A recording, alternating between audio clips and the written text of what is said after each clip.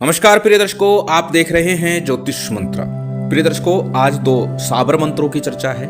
दो ऐसे साबर मंत्र जिनसे यंत्र, माला, तावीज और किसी भी प्रकार का डोरा या सूत्र आप तैयार करते हैं, प्राण प्रतिष्ठित कर देते हैं तो निश्चित कार्य करता है और हर प्रकार की बाधा परेशानी से निजात दिलाता है, आपके कार्यों को सिद्ध करता है, आपकी साधना को सफल बनाता है।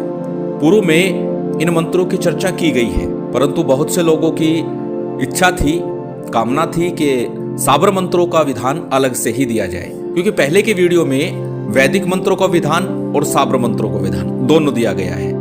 तो ऐसे में कई बार लोगों को समझने में परेशानी हो सकती है, दिक्कत आई है शायद कि किस प्रकार से प्राण प्रतिष्ठा करें, साबर मंत्रों से कैसे करें या फिर वैदिक मंत्र का भी प्रयोग करना है। तो आज मात्र साबर मंत्र से हम प्राण प्रतिष्ठा विधि कैसे संपन्न करेंगे, इसकी चर्चा है। तो चलिए अधिक विलंब न करते हुए जान लेते हैं किस प्रकार से इन मंत्रों का पहले विधान करना है। पूर्व में भी मैंने चर्चा की हुई है कि पहले इन मंत्रों को सिद्ध करना।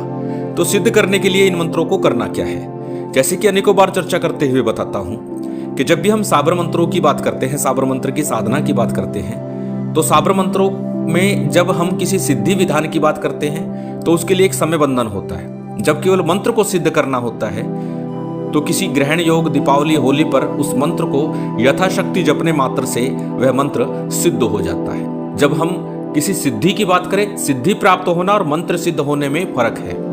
मंत्र सिद्ध हो गया अर्थात वो मंत्र हमारे लिए कार्य करेगा। सिद्धि प्राप्त हो गई अर्थात उस देवता का सानिध्य हमें प्राप्त हो जाएगा, उस देवता के, उस देवी के माध्यम से हम कार्य करेंगे और निश्चित हमारे कार्य सफल होंगे। यही फर्क है सिद्धि प्राप्त होने में और मंत्र सिद्ध होने में। तो यहाँ पर मंत्र को सिद्ध करना है, क्योंकि मंत्रों के माध्यम से ही प्राण प्रतिष्ठा संपन्न होगी। मंत्रों के माध्यम से ही हम अपने जो तावीज है, डोरा है या यंत्र माला है, उन्हें सिद्ध करेंगे। जब मंत्र को सिद्ध करना हो तो किसी भी सिद्ध योग मुहूर्त को ले लीजिए, अथवा पूर्व में भी एक बार बताया था, क्योंकि ये मंत्र स्वयं सिद्ध है और पूर्णतः जागृत है।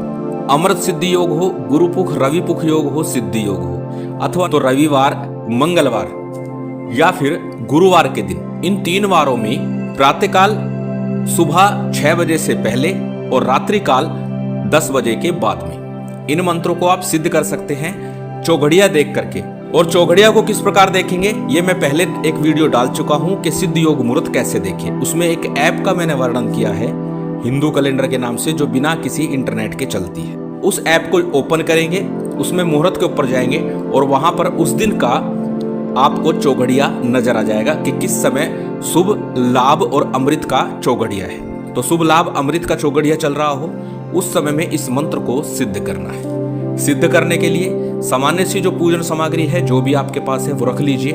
चूरमे का भोग बनाना है आपको इन मंत्रों को सिद्ध करने के लिए। दोनों ही मंत्र एक दिन सिद्ध नहीं करने हैं, एक दिन में एक ही मंत्र सिद्ध करना है, एक ही माला पर्याप्त होगी सिद्ध करने के लिए। चूरमे का भोग बनाइए, कुछ पूजन सामग्री रखिए। सबसे पहले हमेशा की तरह शुद्धि आचमन कीजिएगा और शुद्धि आचमन करने के पश्चात में हमें संकल्प लेना है, दीप प्रज्वलित करना है और उसके बाद गणेश जी का, गुरु का, कुल देव, पितृदेव, स्थान देव, इन सब का सामान्य सा पूजन कीजिए।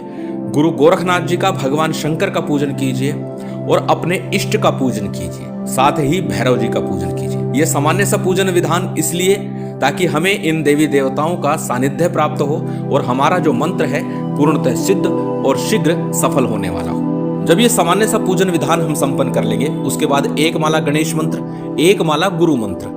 अब यदि गुरु नहीं है, गुरु दीक्षा नहीं ली है, तो भगवान शिव के ही पंचाक्षरी मंत्र ओम नमः शिवाय का जप कर सकते हैं, या फिर गुरु गोरखनाथ जी का मंत्र ओम गुरु गोरक्षनाथाय नमः, इस मंत्र का जप कर सकते हैं एक माला का गुरु मंत्र के रूप में। साथ ही साबर मंत्र है तो 11 बार साबर सिद्धि मंत्र का जप करना है। साबर सिद्धि मंत्र आपकी स्क्रीन पर है, एक बार बोल करके बता देता हूं। साबर सिद्धि मंत्र इस प्रकार है, गुरु सट गुरु है वीर, गुरु साहब सुमरे बड़े भात, सिंगी टोरो बन कहू, मन नाऊ करतार, सकल गुरु की हर बजे, घट्टा पकड़ उठ जाग, चेत संहार श्री परमहंस। ये साबर सिद्धि मंत्र है, इसका 11 बार आपको जप करना है।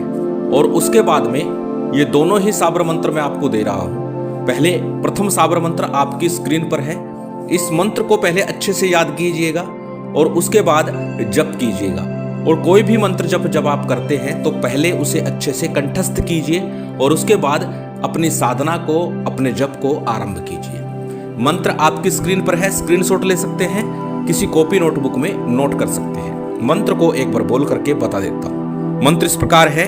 नव दुर्गा नवनाथ सती पितर ब्रह्मा विष्णु महेश गोगा जहार पीर गोरखनाथ मच्छिंद्रनाथ बालकनाथ काली महाकाली चामुंडा नैन तुम्बा नैना देवी चिंतपूर्णी ज्वाला जी तेरी दुहाई, जो इस यंत्र में माला में अपनी शक्ति डालकर चैतन्य न करे। हनुमान जति पीरो पैगंबर साधु संतो नगर खेड़ा माता रानी तेरी दुहाई, जो मेरे इस यंत्र में शक्ति का संचार ना करे, मुझे या मेरे यजमान को रोग बाधा से मुक्ति न दिलावे। इस मंत्र में जहां पर यंत्र आया है, यदि यंत्र की प्राण प्रतिष्ठा कर रहे हैं तो यंत्र बोलिएगा, यदि माला की प्राण प्रतिष्ठा कर रहे हैं तो माला बोलिएगा, यदि सूत्र धागे की प्राण प्रतिष्ठा करें, गंडा तावीज की प्राण प्रतिष्ठा कर रहे हैं तो सूत्र बोलिएगा। और साथ ही यहाँ पर दोनों ही बातें बोली हैं, मुझे या मेरे यजमान को। आप अपने लिए बना रहे हैं तो मेरे लिए, और अपने किसी निजी जन के लिए बना रहे हैं या आप इस कार्य को करते हैं, साधक हैं, यजमान के लिए बना रहे हैं तो मेरे यजमान का उस व्यक्ति का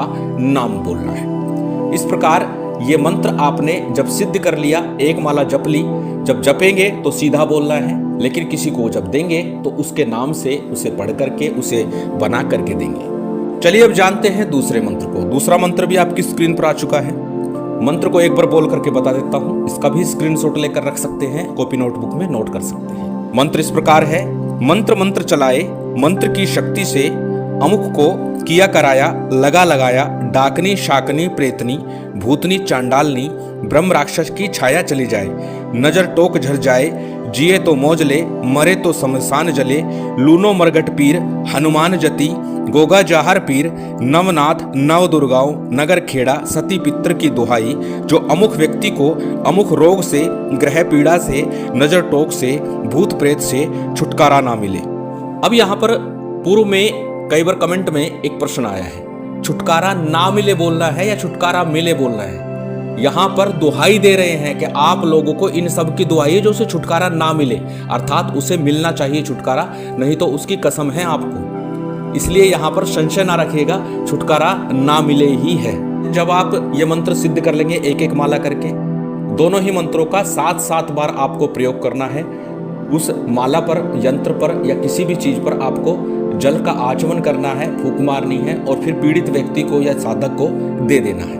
इतना इसका प्रयोग है। जब आप मंत्र जाप पूर्ण कर लेंगे उसके बाद सामान्य से भगवान शंकर की गुरु गोरखनाथ जी की आरती कीजिए और चूरमे का भोग है वो अग्नि पर आपको समर्पित करना है। भोग लगाने के बाद में क्षमा प्रार्थना कीजिए, समर्पण कीजिए, आसन को प्रणाम कीजिए और अपनी साधना से उठ जाइए।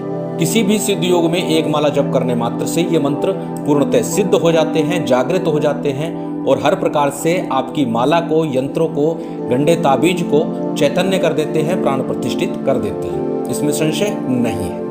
अत्यंत सरल विधान है, करके लाभ अवश्य उठाइए। महामाई की विशेष कृपा आप सभी को प्राप्त हो, यही कामना है और उम्मीद करता हूं आज की ये जानकारी, ये वीडियो आपको अच्छी लगी होगी। यदि अच्छी लगी हो तो कृपया लाइक कीजिएगा, शेयर कीजिएगा। यदि चैनल पर नए हैं तो सब्सक्राइब कर बेल आइकन बटन दबा दीजिएगा। जय माता दी, जय श्री राम।